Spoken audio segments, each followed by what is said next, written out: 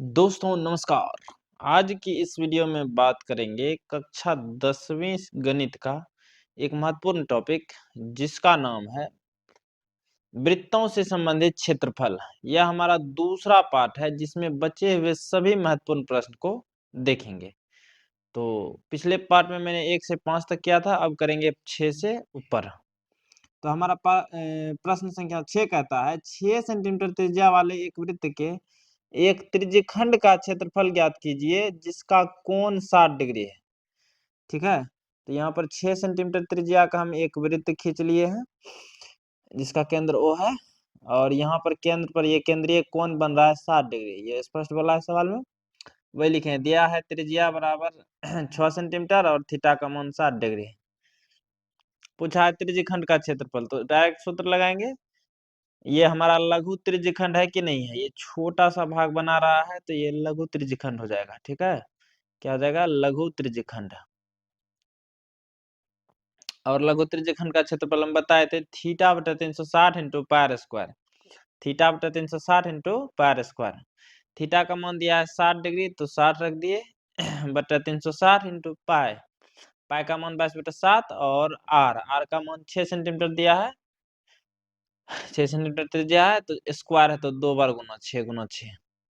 अब कटा दिए हैं 60 से 360 6 बार में, 6 से 6 हमारा 1 बार में। ठीक है, अब इधर बच गया 6 दूना 22 और इधर बच गया 6। 22 गुना 6 करेंगे तो 132, नीचे में 7 है तो 7, 132/7 सेंटीमीटर स्क्वायर। यही हमारा उत्तर। काफी आसान सवाल था। त्रिज्या दिया था, थीटा दिया था, हमको बोला खाली क्षेत्रफल निकाल के दे दीजिए। तो सूत्र जानते हैं, त्रिज्यखंड का क्षेत्रफल बराबर थीटा बटा 360 into pi r square. Theta बटा 360 into pi r square. Theta का मान 60 था, 60 रख दिए। 60 बटा 360 इंटू पाई का मान 22/7 और आर का मान 6 दिया था तो 6 का स्क्वायर, यानी 2 बार 6 का गुना। कटा करके हल किए तो 132/7 आया। यही हमारा उत्तर। देखते हैं प्रश्न संख्या 7। कहता है एक वृत्त की परिधि 88 सेंटीमीटर है। ठीक है, एक वृत्त की परिधि 88 सेंटीमीटर है तो वृत्त का क्षेत्रफल ज्ञात कीजिए। तो हमको परिधि दिया है, परिधि होता है वृत्त का 2 पाई आर। वहां से हम आर का मान निकाल लेंगे। तो लिखे चूंकि वृत्त की परिधि गड़बड़ हो रहा है, लिखेंगे चूंकि वृत्त की परिधि बराबर 88 सेंटीमीटर। ठीक है, और वृत्त की परिधि का सूत्र होता है हमारा 2 पाई आर जो कि 88 के बराबर दिया है। तो 2 गुना पाई का मान रख देंगे 22/7 इंटू आर। आर तो निकालना था हमको इंटू बराबर 88। अब 22 दूना 44/7 गुना आर बराबर हो जाएगा 88। अब ये 44 हमारा 44/7 यहाँ गुना में है, उधर भेजेंगे भाग में, लेकिन भाग में तो कटता नहीं है, इसीलिए उसको फिर से हमको गुना में बदलना होगा। अब जैसे गुना में बदलेंगे वैसे अंक पलट जाएगा। तो 44/7 का 7/44 हो गया। अब 44 से 88 खिलाएंगे 2 बार में तो 2 गुना 7 हमारा 14 सेंटीमीटर। आर हमको पता चल गया। हमसे पूछा है वृत्त का क्षेत्रफल, तो वृत्त का क्षेत्रफल होता है पाई आर स्क्वायर। ठीक है, पाई का मान 22/7 इंटू आर। आर का मान दिया है 14, अभी तुरंत निकाले थे। स्क्वायर है तो 2 बार गुना, 14 गुना 14। 7 से गुना करेंगे तो 7, 7 से अगर कटाएंगे तो 7 दूनी 14, 22 दूना 44, 44 गुना 14 करेंगे 616 सेंटीमीटर स्क्वायर। ये हमारा उत्तर। ये इस चैप्टर में जितना भी प्रश्न पूछा जाता है सब एकदम फॉर्मूला बेस्ड है। तो अब देखते हैं प्रश्न संख्या 8। कहता है 6 सेंटीमीटर त्रिज्या वाले एक वृत्त के त्रिज्यखंड का क्षेत्रफल ज्ञात कीजिए जिसका कोण 60 डिग्री है। हमको लगता है ये प्रश्न कर लिए थे प्रश्न 6 में, सेम टू सेम सवाल था, हो गया है। एक ही सवाल को रिपीट करता है। प्रश्न 9 देखते हैं। एक तार वृत्त के रूप में है जिसकी त्रिज्या 84 सेंटीमीटर है, तो उस वर्ग की भुजा ज्ञात करें जो तार को मोड़कर बनाया जा सकता है। ठीक है, ये वृत्त का त्रिज्या दिया है। त्रिज्या मतलब केंद्र से यहाँ परिधि तक की दूरी को त्रिज्या कहते हैं। ये 84 सेंटीमीटर दिया था। अब बोला इसी ये जो वृत्त बना हुआ है इसी तार को मोड़ करके ये हमारा वर्ग बना दिया। तो इस तार का जितना परिधि होगा, मतलब परिधि मतलब क्या, तार की लंबाई, इस तार की जितनी लंबाई होगा और ये वर्ग का परिमाप दोनों बराबर होगा कि नहीं होगा? इसका परिधि और इसका परिधि यानी परिमाप दोनों बराबर होगा, क्योंकि यही तार को मोड़ करके नहीं ये बनाया गया है।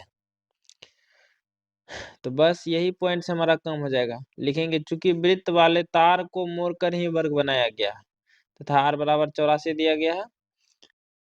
अगर इसी को मोड़ करके बनाया है तो वृत्त की परिधि और वर्ग का परिमाप क्या हो जाएगा? बराबर हो जाएगा। अब वृत्त की परिधि होता है 2 पाई r बराबर वर्ग का परिमाप। तो 2 गुना पाई का मान 22/7 गुना r का मान 84 दिया था यहाँ पर, तो रख दिए 84 बराबर वर्ग का परिमाप। यहाँ 7 से खिलाएंगे 12×7 = 84 और 12 दूना 24, 24 गुना 22 करेंगे तो 528 सेंटीमीटर। ये हमारा वर्ग का परिमाप निकल गया। अब हमको बोला है क्या? वर्ग का भुजा। तो वर्ग का भुजा का सूत्र जानते हैं, परिमाप बटा 4 होता है। यहाँ लिखे इसीलिए वर्ग की भुजा बराबर परिमाप बटा 4। परिमाप दिया है 528, तो इसकी जगह रख देंगे 528, नीचे में 4 है तो 4। तो 4 से खिलाएंगे 4 एकम 4, 1 12 4 13 12, 4 दूनी 8, कितना? 132 सेंटीमीटर। यही हमारा उत्तर। ठीक है, अब देखते हैं प्रश्न संख्या 10। 10 कहता है एक वृत्त का क्षेत्रफल और परिधि समान है। क्षेत्रफल और परिधि समान है, त्रिज्या पूछा है। ये काफी आसान और काफी इम्पोर्टेंट सवाल है एग्जाम के दृष्टिकोण से। तो दिया है चूंकि वृत्त का क्षेत्रफल और वृत्त की परिधि बराबर है और वृत्त का क्षेत्रफल होता है पाई r स्क्वायर और वृत्त की परिधि होता है 2 पाई r, दोनों बराबर है तो बराबर कर दिए। अब खाली हल कर देना, हमारा उत्तर चले आएगा। यहाँ ये पाई से पाई हमारा कैंसिल होगा, क्यों? क्योंकि ये हमारा यहाँ गुणा में है, उधर टपाएंगे भाग में, तो भाग में जाएगा तो कटियन जाएगा। फिर उसी तरह से जो है r स्क्वायर को यहाँ पर अलग कर दिया, r गुना r लिखे हैं और इधर 2 गुना r बचा हुआ था, तो ये r से भी r चला जाएगा एक बार में, क्योंकि यहाँ ये गुना में है, उधर भेजेंगे भाग में एक बार में, तो कटिए जाएगा। तो यहाँ बच गया r बराबर 2 गुना 1, 2 इकाई। यही हमारा उत्तर। हमसे त्रिज्या ही पूछा था, त्रिज्या निकाल दिए। अब देखते हैं प्रश्न संख्या आखिरी, क्योंकि इसमें ज्यादा टाइप बनता ही नहीं है, इसी टाइप का एग्जाम में भी देखने को मिलेगा। अब बोलता है इसमें दो वृत्तों की त्रिज्याएं क्रमशः 14 सेंटीमीटर तथा 7 सेंटीमीटर है। उस वृत्त की त्रिज्या ज्ञात कीजिए जिसकी परिधि इन दोनों वृत्तों की परिधियों के योग के बराबर है। ठीक है, क्या बोला है? दो वृत्त लेना है, एक का त्रिज्या 14 सेंटीमीटर, दूसरा 7 सेंटीमीटर। अब बोला है उस वृत्त की एक और वृत्त लेना है, इसका परिधि हमको बताना है, इसका त्रिज्या बताना है। कंडीशन क्या दिया है? जिसकी परिधि यानी इस बड़े वृत्त की परिधि इन दोनों वृत्तों की परिधियों के योग के बराबर है। तो इन दोनों वृत्त का पहले परिधि निकाल लेंगे, फिर इसका जो परिधि होगा इन दोनों योग के बराबर बड़का का परिधि होगा।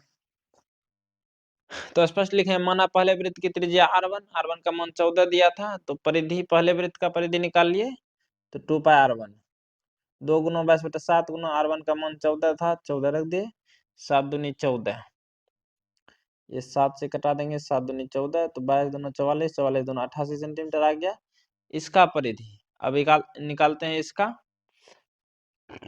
दूसरे वृत्त का, और दूसरे वृत्त का त्रिज्या 7 दिया है, तो दूसरे वृत्त की त्रिज्या r2 बराबर 7 सेंटीमीटर, तो दूसरे वृत्त का परिधि हो जाएगा 2 पाई r2, 2 गुना 22/7 गुना r2 का मान 7 दिया है, तो 7 से 7 एक बार में, तो 22 गुना 2 गुना 1, 44 हो जाएगा हमारा। तो इसका परिधि 44, इसका 88। बोला इन दोनों की परिधियों का योग इस नए वाले वृत्त की परिधि के बराबर। तो वही करेंगे, माना वांछित वृत्त की त्रिज्या, यानी जिसका निकालना था उसको वांछित कर दिए, उसका त्रिज्या r है, तो उसका परिधि क्या हो जाएगा? 2 पाई r हो जाएगा नए वांछित का। कंडीशन में क्या बोला था कि दोनों वृत्तों की परिधि का योग तीसरी बड़े वृत्त की परिधि के बराबर है। तो पहले वृत्त की परिधि प्लस दूसरे वृत्त की परिधि बराबर वांछित वृत्त की परिधि, और पहले का निकाले 88, दूसरे का 44, तो 88 + 44 बराबर 2 पाई r, क्योंकि इसका त्रिज्या r माने थे। 88 और 44 हो जाएगा हमारा 132 बराबर 2 गुना पाई का मान 22/7 गुना r, ठीक है। तो ये 22 गुना 44/7 हो जाएगा, इसको इधर टपाएंगे, भाग में नहीं कटेगा, गुणों में फिर से बदल देंगे। तो जैसे गुणों में बदलेंगे तो 7/2 गुना 22 हो जाएगा, 2 से खिलाएंगे 66 बार में, और 22 से खिलाएंगे ये 3 बार में, तो यहाँ से त्रिज्या r बराबर 27 सेंटीमीटर। यही हमारा उत्तर। काफी आसान सवाल था, सिर्फ कैलकुलेशन था थोड़ा सा, ठीक है। तो उम्मीद करते हैं कि आपको बेहतर समझ में आया होगा। तो आज के लिए दीजिए मुझे इजाजत, अपना ख्याल रखें, बड़ों का सम्मान करें। जय हिंद, जय भारत।